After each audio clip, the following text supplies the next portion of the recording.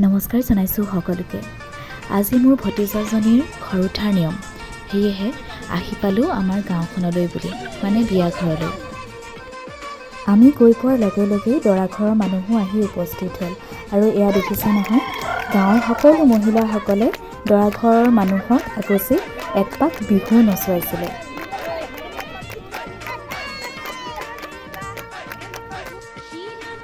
আৰু এয়া হৈছে দৰা ঘৰ আৰু কইনা ঘৰৰ শৰাই সাল সলনি কৰাৰ নিয়ম।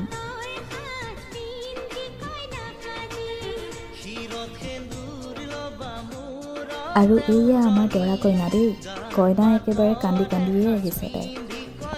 আৰু এইটো সময়ত এনেও আৱেগিক হৈ পৰা যায়, নহয় জানো?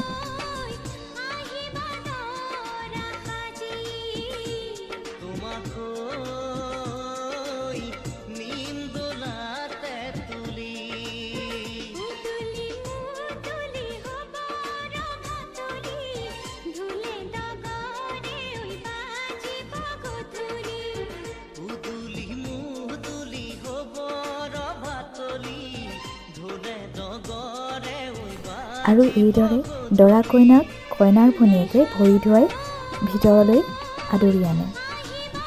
আৰু এয়া হৈছে আমাৰ কইনাৰ মাক দেই, মানে আমাৰ বৌ।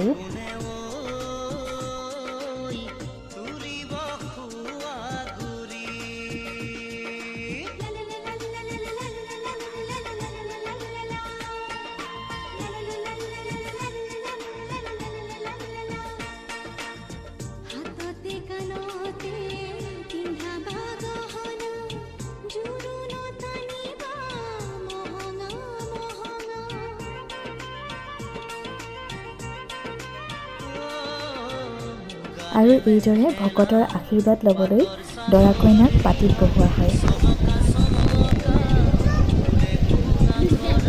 ভকতৰ সকলোবোৰ নিয়ম হৈ যোৱাৰ পিছত এইদৰে বয়োজ্যেষ্ঠসকলক, আত্মীয়সকলক এইদৰে মান ধৰা হয়।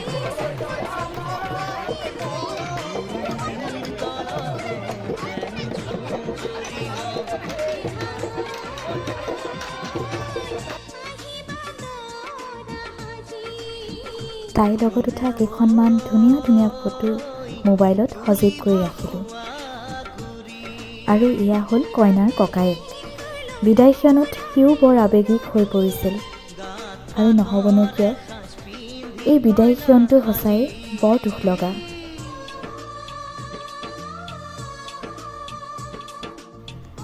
আপোনালোকে ভিডিঅ'টো চাই কেনে পালে বাৰু জনাবলৈ নাপাহৰিব।